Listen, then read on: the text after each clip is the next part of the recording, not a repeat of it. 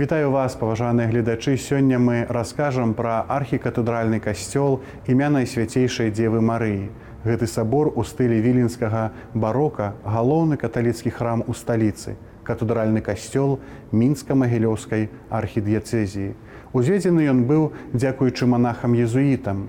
Місія езуітаў была заснавана ў Мінску ў 1654 годзе, дзякуючы фундацыі смаленскага біскупа Гераніма Сангушкі.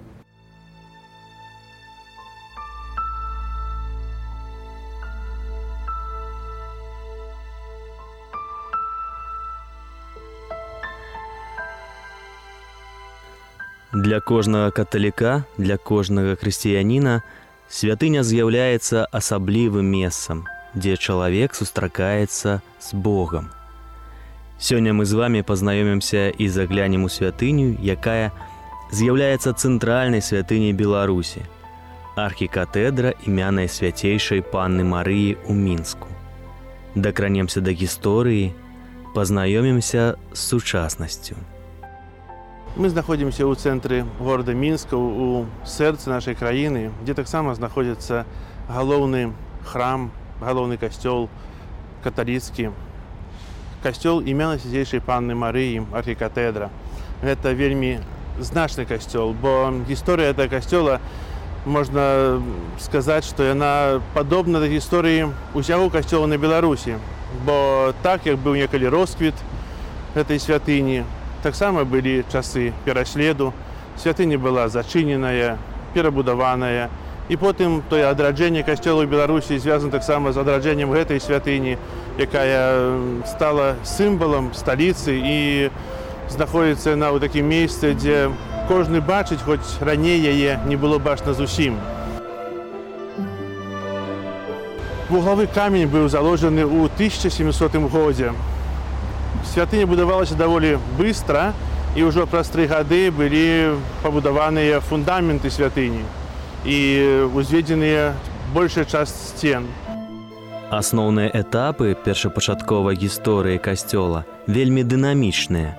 У 1700 годзе пачатак будаўніцтва святыні. У 1710 касцёл асвяціў біскуп Жастоўскі. Была кансакраваная святыня, хаця не цалкам, быў кансакраваны толькі галоўныя бакавыя нефы. Яшчэ не было дабудавана капліц святога Феліцыяна і капліцы Маці Божай. Менавіта ў далейшым, таксама дзякуючы ахвярам, дзякуючы заможным людзям, якія спрычыняліся да будовы этой святыні, паўсталі астальныя упрыгожванні. Таксама ў этой святыні было шмат такіх прыгожых рэчаў. Было 12 фігураў апосталаў, вырабленых з дрэва. Алтар на пачатку таксама быў драўляны, але з часам быў перабудаваны з такога крэпкага матэрыяла, з камня. І, на жаль, ён не захаваўся ад нашых часоў. Даты сведчаць пра тое, што будаўніцтва вялося хуткімі тэмпамі. 3 месяцы на закладванне фундамента, а ў 1705 годзе ўзвялі скляпенні і наслалі дах. У 1708 завяршылася капліца святога Ігнація, цяпер Святой Троіцы, злева ад прэзбітэрыя. У першай палове 18 стагоддзя ў Мінску паўстаў у стылі барока велічны ансамбль калегіума езуітаў, які фактычна завяршыў фармаванне архітэктурнага комплекса галоўнай ратушнай плошчы горада. Цэнтральнае месца ў ансамблі займаў касцёл Езуса, Марыі і Святой Барбары. Касцёл, якому наканавана быць галоўнай святыняй Мінску, велічнай базілікай горада, а пазней заняць пачэснае месца сярод святынь Беларусі, быў узведзены. У 1719 адбудаваліся майстэрня, бібліятэка, аптэка, інтэрнаты для студэнтаў, якія вучыліся, дарэчы, за кошт касцёлу. І нават вучыліся не толькі рыма-каталікі, але і грэка-каталікі і праваслаўныя. І, як сведчаць гістарычныя дакументы, гэта была найлепшая адукацыя не толькі ў Мінску, а ўвогуле ва ўсёй Еўропе. Манахі-езуіты з'явіліся ў Мінску са сваёй місіяй. Гэта менавіта прапаведванне Божага слова і адукацыя моладзі. Таму тут пры манастыры ўтвараецца калегіум манахаў-езуітаў. Праграма навучання была стандартная, як пры ўсіх іх калегіуму. Езуіты ўжо былі не першыя, хто з'явіўся ў Мінску. У іх былі ўжо канкуренты, тут былі манахі-бернардзінцы, былі дамініканцы і пэўна, зыходзячы з тых звестак, якія захаваліся, можна сказаць, што асноўнымі канкурентамі, тут уже можна нават выкарыстаць слова канкурентамі для езуітаў, это былі манахі-дамініканцы. Недалёка адсюль, таксама на верхнім рынку, знаходзіўся кляштар і касцёл манахаў-дамініканцаў. Гэта зараз фактычна месца, дзе стаіць палац Рэспублікі на Кастрычніцкай плошчы ў Мінску. Чаму я кажу канкурентамі? Таму што в архіве захаваліся звесткі, дзе нават навучэнцы калегіума езуітаў, калегіума дамініканцаў нават устройвалі бойкі паміж сабою. Былі моманты, што ўцікалі з аднаго калегіума ў другі. Таму можна прямым сэнсе сказаць, што яны былі нават паміж сабой канкурентамі. Касцёл езуітаў уяўляў сабой трохнефавую шасціслуповую базіліку. Будаўніцтва першай капліцы Святой Троіцы было скончана ў 1708 годзе. Дзякуючы фундацыі менскага старасты Крыштафа Завішы, у 1722 была пабудавана яшчэ адна капліца, куды перанесена рэліквія святога Феліцыяна, якую Завіша атрымаў у 1700 годзе ад папы Клементія XI. Адным з галоўных ахоўнікаў Менска ў той час з'яўляўся святы Феліцыян, рэліквіі якога вельмі шанаваліся. І нават вуліца, якая праходзіла па-за калегіумам, зараз Камсамольская, у тыя часы называлася Феліцыянаўская. Вядома, што гэта была адна з найпрыгажэйшых капліц не толькі, калі мы кажам пра касцёл езуітаў, увогуле ў Мінску. Гэтаму спрыяла тым, што святы Феліцыян гэта быў патрон, заступнік Мінска, і таму вядома ўспаміны, што шляхетныя роды Мінска, яны нават паміж сабой спаборнічалі ў тым, хто большыя дары прынясе ў гэту капліцу. Я думаю, што она была аздоблена і упрыгожваннямі, нейкія там воты былі, таксама дары залатыя, срэбраныя, з іншых каштоўных металаў. Всё гэта аздабляла капліцу святого Феліцыяна. Да нашых дзён захаваліся толькі фрэскі і ўспаміны, як што там магло быць, таму можам толькі уяўляць сабе нейкіх здымкаў або дакладных, скажем, такіх вот вопісаў, што там было, мы на сённяшні дзень не маем. У 1773 годзе калегіум езуітаў быў ліквідаваны, касцёл ператвораны ў парафіяльны. Паводле трэцяга падзелу Рэчы Паспалітай, Мінск у 1793 годзе трапіў у склад расійскай імперыі. У тым жа годзе ён становіцца цэнтрам новаўтворанай Мінскай губерні. Таварыства Езуса было скасаванае, і хаця на той час адзінай тэрыторыі, дзе езуіцкі ордэн заставаўся дзейнічаць, была расійская імперыя, у свой былы прытулак манахам вярнуцца не пашчасціла. Затое сама святыня з моманту заснавання мінскай дыяцэзіі змяняе свой статус і рэканструюецца ў катэдральны касцёл імя Найсвяцейшай Панны Марыі. Першы біскуп новаўтворанай мінскай дыяцэзіі Якуб Дадзерка у 1799 годзе вырашыў перамаляваць касцёл. Першапачатковыя роспісы, якія можна ўбачыць пасля рэстаўрацыі на скляпенні касцёла, былі зроблены Казімірам Аташэўскім, выдатным майстрам свайго стылю. І яны ўнутры прадстаўлены ў такіх ружовых, пастэльных, шэрых танах. Шмат што было перамалявана ў пераходным стылі ад барока да класіцызму. Цэнтральнае месца ў галоўным алтары заўсёды займаў абраз Марыі.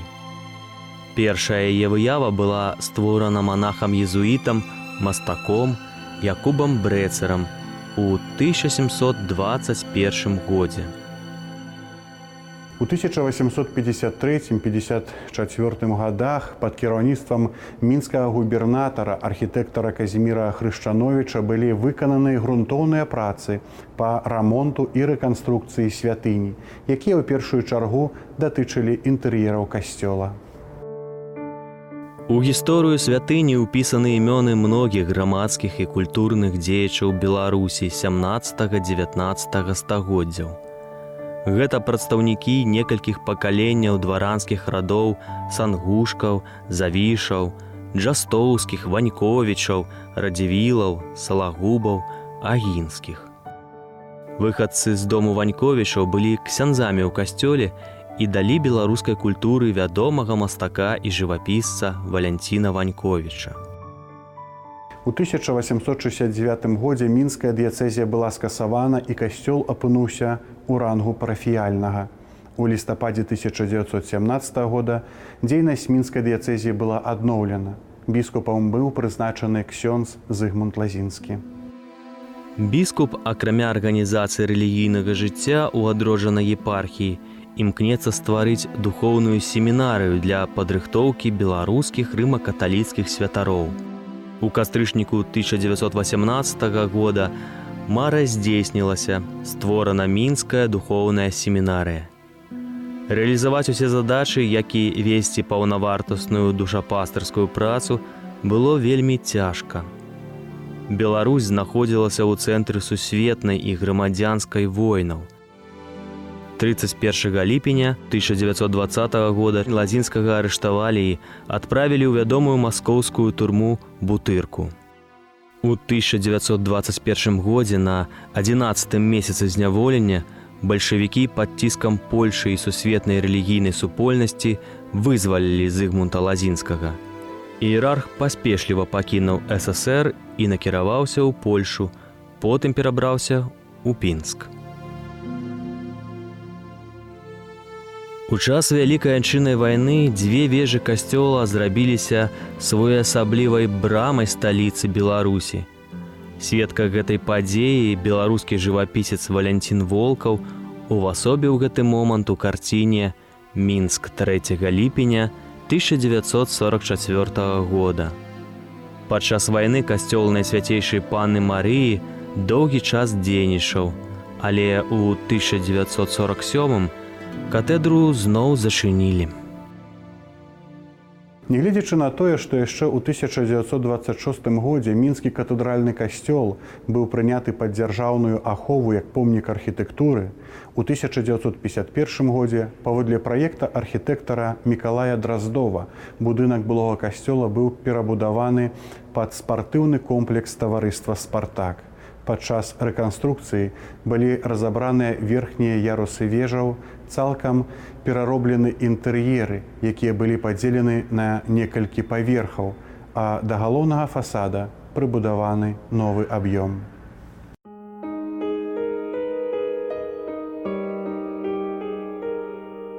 Разам з крахам савецкай сістэмы надышоў канец і вандалізму.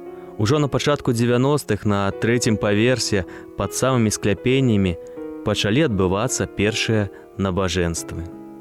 Усю рэстаўрацыю праводзіў святой памяці ксёндз кардынал Казімір Свёнтак, які сам кантраляваў усю працу. Цяжка было знайсці ў той час яшчэ і грошы для рэстаўрацыі, бо гэта каштавала.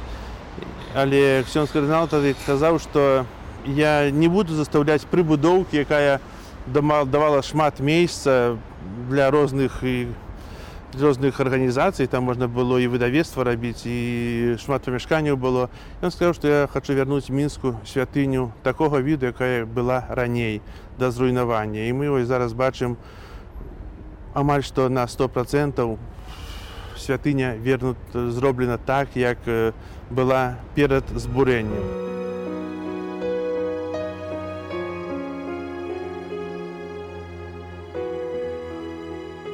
На пачатку 1990-х гадоў былы мінскі катэдральны касцёл быў паступова перададзены вернікам.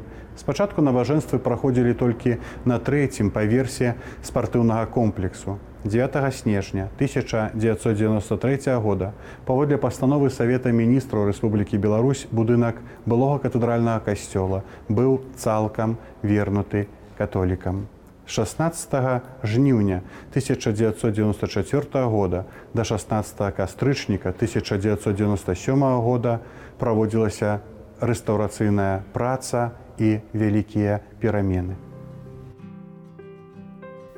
Будынак касцёла цалкам перадалі вернікам, і 5 лютага 1994 года 4-метровы крыж над святыняй абвясціў пра гэта ўсяму гораду. Зноў над горадам паліўся перазвон касцёльных званоў, як сімвал адраджэння, ачышчэння і надзеі. Шэдэўр усходняй Еўропы – гэта фрэскі. Старажытныя фрэскі аднаўляліся мастакамі літаральна па міліметрах. Мы бачым у алтары две фігуры святых Пятра і Паўла. Гэтыя фігуры былі выкананыя ў мясцовасці Вальгардена, гэта паўночная Італія. І гэтыя фігуры, як не кожная фігура яшчэ нават тут у нашай краіне, дзе маюць пашпарты і маюць пачатак сваёй гісторыі як каштоўнасцяў. Таксама ёсць манстранцыя, у якім выстаўляецца найсвяцейшы сакрамент для малітвы, для адарацыі. Таксама гэта манстранцыя належала некалі да сакральных тых рэчаў гэтай святыні. Жывапіс на скляпеннях расчышчаны цалкам толькі ў прэзбітэрыі, астатнія толькі фрагментарна. Вельмі цудоўны сюжэт перад галоўным алтаром, калі пан Езус выганяе гандляроў са святыні. Там толькі была ўтрачана невялікая частка, недзе квадратны метр на ўсёй фрэсцы был цалкам знішчаны. Таксама фрэскі Маці Божая, таксама мы можам убачыць святых, якія належаць да ордэна езуітаў. Кажучы пра фрыз, які знаходзіцца пад гзымсам па ўсёй святыні, ён таксама быў большасці знішчаны, а толькі з аднаго невялікага участка, які там захаваўся, давялося аднаўляць па-новаму. Цікавы таксама і адноўлены прыём у стылі рокако, што ідзе па перыметры завяршэння сценаў у складкі. Быццам гэта не камень, а лёгкая драпіроўка. Падчас рэстаўрацыі перад архітэктарамі і мастакамі стаяла складаная задача – захаваць і аднавіць унікальныя роспісы. І зараз у касцёле можна ўбачыць і езуіцкія роспісы, і роспісы наступных перыядаў. 21 кастрычніка 1997 года мінскі архікатэдральны касцёл імя Найсвяцейшай Панны Марыі быў урачыста асвечаны. І гэта было па ўспамінах вернікаў найвялікшае свята. 10 снежня 2005 года прайшла падзея, якая азнаменавала завяршэнне значнага этапу ў адраджэнні галоўнай каталіцкай святыні Беларусі. Адбылося ўрачыстае асвячэнне узноўленага галоўнага алтара святыні. Быў каранаваны абраз Марыі беззаганна зачатай, дар слугі Божага Яна Паўла II. У каталіцкай канфесіі таямнічасць безаганнага зачацця Дзевы Марыі звычайна паказваецца адпаведным чынам, калі выяўляецца ўрост фігура Маці Боскай, яна стаіць на умоўнай апоры, гэта вселенная, гэта сусвет, гэта зямная цвёрдзь, гэта нябесная прастора, якое атрымала назву Мандорла. Гэта промні, якія быццам бы зыходзяцца ад фігуры пэўнага святого, у дадзеным выпадкі ад фігуры Багародзіцы, Маці Боскай. У асобных выявах на абразах па тыпу Маці Боскай безаганны пачатак выяўляюцца яшчэ анёлы, якія могуць паказвацца ўнізе, ўверсе, кампазіцыі. Але, як правіла, гэты абраз набывае выцягнутую форму, кампазіцыйную пабудову менавіта такую, што дыктуецца менавіта выяўленнем Багародзіцы ў рост. Рух рук, постаці, павароты Багародзіцы, яны могуць вар'іравацца ў залежнасці ад мастацкага вырашэння, увогуле ад той прасторы, у якую потым гэты абраз будзе ўключаны.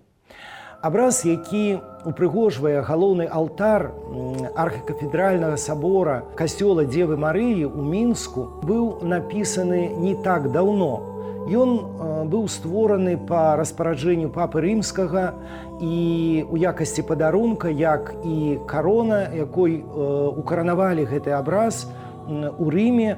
Ён быў перададзены касцёлу, і цяпер гэты абраз знаходзіцца там. Абраз мае кампазіцыйнае вырашэнне выцягнутае крышачку. І рух рук Багародзіцы, ён накіраваны ўніз, быццам бы яна звяртаецца да нас, да вернікаў, да людзей, да прысутных, і такім чынам прадстаўляе і сябе, і свой будучы лёс. Лёс маці, якая народзіць сына, якога яна ў хуткім часе страціць. Значэнне, сімвалічнае значэнне мае таксама і позірк Багародзіцы, які накіраваны ўніз. Абраз, які знаходзіцца ў галоўным алтары касцёла Дзевы Марыі, ён якраз вырашаны менавіта ў гэтай кампазіцыйнай схеме і адпавядае ёй. І калі вы зойдзеце ў храм, вы можаце ўбачыць, наколькі моцна праяўляюць сабе гэтае гучанне, гэты выгляд рук, якія накіраваны ўніз і разам з тым да нас. Гэты позірк, які накіраваны дадолу, і разам з тым ён накіраваны да кожнага з нас, які стаіць перад алтаром, перад гэтым абразом, да кожнага чалавека. Абраз вельмі прыгожы. Ён дасканала ўпісаны ў абрамленне рамы і па сваёй кампазіцыі, па свайму вырашэнню выдатна пасуецца да архітэктурна-скульптурнага абрамлення галоўнага алтара. Я думаю, што гэты абраз у хуткім часе стане таксама аб'ектам, з якога будуць пісаць копіі, спісы, і ён будзе яшчэ больш шырока вядомы ўсім вернікам на Беларусі. Арнамент па сценах касцёла сам па сабе таксама заслугоўвае ўвагі. Упершыню такі сакавіты акант быў выкананы ў рымскай базіліцы Пятра архітэктарам другой паловы 17 стагоддзя Ларэнца Берніні. Менавіта ён прапанаваў такі ўзор тагачаснай еўрапейскай культуры. Можна з упэўненасцю казаць, што мінскі касцёл пасля змянення ў 18 стагоддзя становіцца адным з найпрыгажэйшых каталіцкіх храмаў на нашых землях. Заходняя частка касцёла завяршаецца балконам, арганнымі хорамі. Музыка – гэта праяўленне боскага свету, космасу, таму вельмі часта гэтую частку называюць касмічнай. Сучасныя арганы перададзены касцёлу ў якасці дабрачыннай дапамогі ад біскупскай курыі дыяцэзіі Грац у Аўстрыі.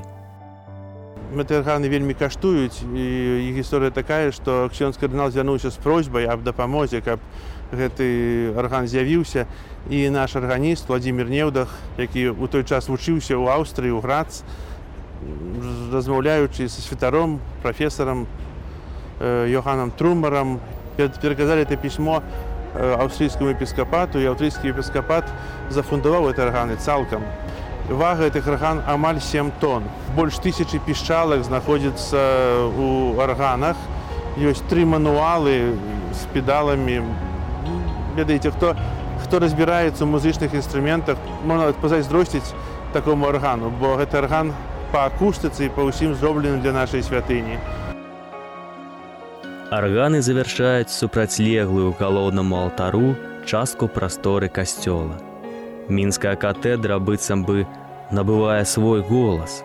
Гук, таксама як і колер адкрытых фрэсак касцёла, з'яўляецца сведчаннем велічнасці і старадаўнасці галоўнай каталіцкай святыні краіны.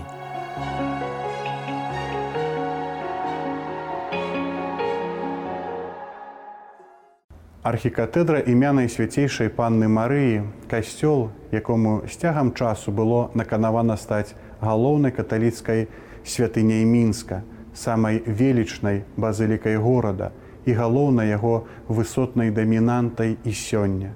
Як і шмат стагоддзяў таму, гасцінна сустракае вернікаў і ўсіх людзей, якія з адкрытым сэрцам ідуць да Бога.